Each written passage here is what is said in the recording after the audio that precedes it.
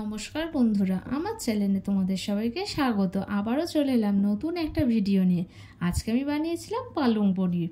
তো তার আগে যারা যারা আমার চ্যানেলটা সাবস্ক্রাইব করোনি, অবশ্যই চ্যানেলটা সাবস্ক্রাইব করে নিও, যাতে আমি নতুন নতুন ভিডিও আপলোড করার অনুপ্রেরণা পাই। তো চলো আমরা রান্নাটা এবার শুরু করি। দেখা যাক কীভাবে রান্নাটা আমি করেছিলাম। আমি এখানে প্রথমে পনিরগুলোকে ছোট ছোট টুকরো করে নেবো। এখানে আমি আমুলের মালাই পনির নিয়েছিলাম। পনিরগুলোকে একদম ছোট্ট ছোট্ট করে কেটে নিতে হবে।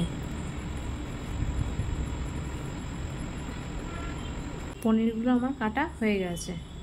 দেখো আমি এই সাইজের পনিরগুলো কেটে নিয়েছি। এবার পালং শাকটা আমি ভালো করে ধুয়ে নেবো।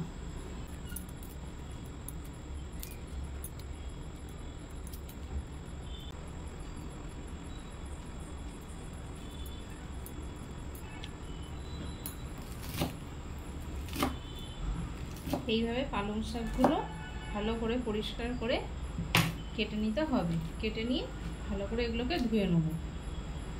পালং শাকগুলো আমি ধীরে ধীরে সব কেটে নেব। এগুলোকে ভালো করে জল দিয়ে ধুতে হবে, কারণ এতে প্রচুর পরিমাণে ময়লা লেগে। এখানে আমার শাকগুলো ভালো করে কাটা হয়ে গেছে। এবার এগুলোকে ভালো করে আমি ধুয়ে নেব। এবার আমি মিক্সিতে মশলাটা পেস্ট করে নেব। প্রথমে আমি দিয়ে দিলাম টমেটো। এখানে আমি দুখানা টমেটো নিয়েছি। এবার দিয়ে দিলাম আদা,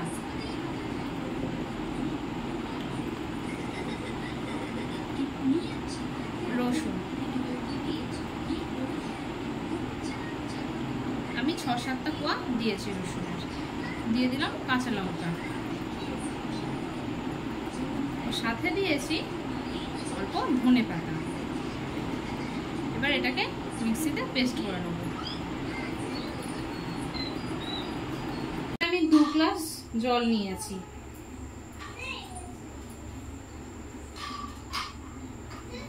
আমি পালং শাকগুলো ধুয়ে নিয়েছিলাম, এবার এতে দিয়ে দেব ও ভালো করে সিদ্ধ করে নেব।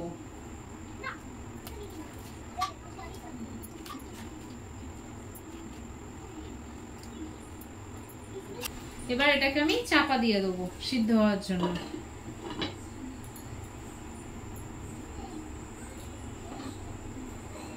এখানে দেখো আমার মশলাটা বাটা হয়ে গেছে।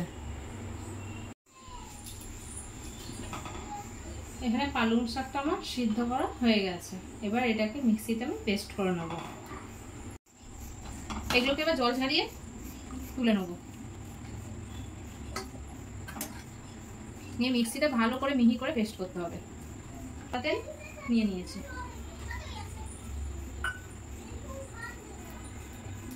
এবার পনিরগুলো তেলে ভেজে নেব।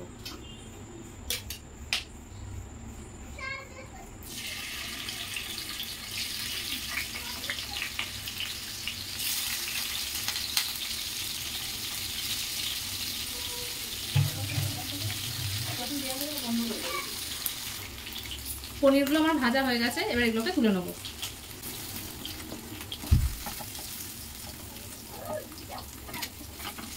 এই তেলেই এবার আমি তেজপাতা একটা আর কিছুটা জিরে দিয়ে দিলাম।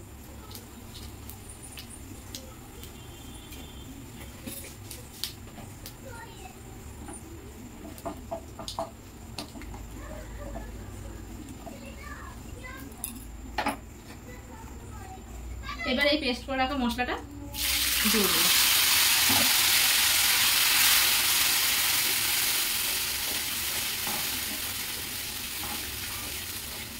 মশলাটা ভালো করে কষে নিতে হবে।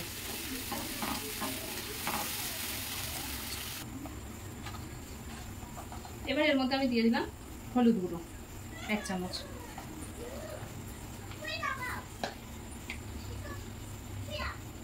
লঙ্কা গুঁড়ো 1 চামচ,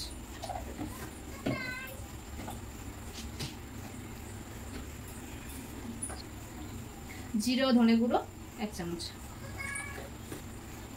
পরিমাণ মতো নুন। এবার এগুলোকেও ভালো করে এর সাথে মিশিয়ে নেব।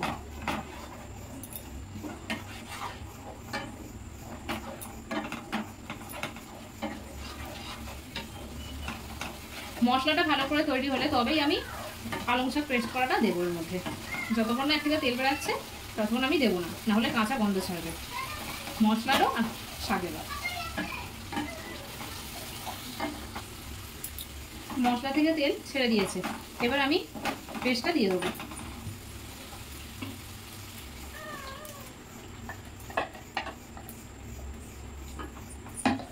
এবার এটা মশলার সাথে ভালো করে মিশিয়ে নেব। অনেকেই বলে যে বাড়িতে পালং পনির করলে হালসানি শাকের গন্ধ ছাড়ে, কিন্তু ভালো করে মশলা কষিয়ে নেওয়ার পর শাক দিয়ে এইভাবে রান্না করলে কোনো হালসানি গন্ধই থাকে না, আর খুব সুন্দর টেস্ট হয়। তো তোমরা একবার বাড়িতে কিন্তু বানিয়ে খেয়ে দেখতে পারো, সত্যি খুব খেতে ভালো লাগে। এবার এটাকে কিছুক্ষণ ঢাকা দিয়ে রাখবো।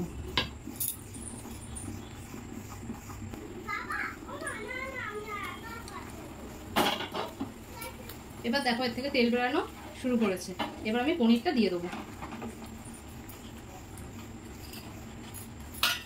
পনিরগুলো দিয়ে এবার ভালো করে মিশিয়ে নিতে হবে।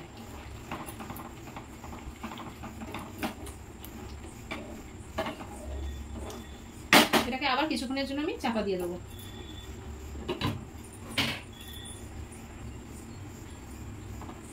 এখানে আমার রান্নাটা প্রায় শেষের দিকে। এখানে ভালো করে তেল বেরিয়ে গেছে, আমার রান্নাটা হয়ে গেছে। এবার এটাকে ভাত বা রুটির সাথে খেলে খুব ভালো লাগে খেতে।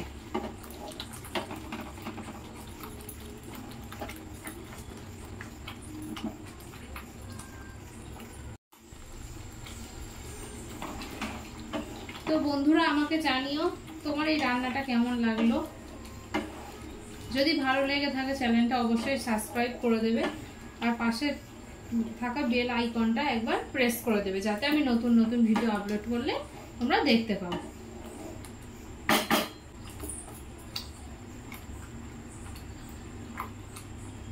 বন্ধুরা রান্নাটা কেমন লাগলো, যদি ভালো লেগে থাকে আমাকে জানিও কমেন্টে। আজকে তাহলে আসি, টাটা।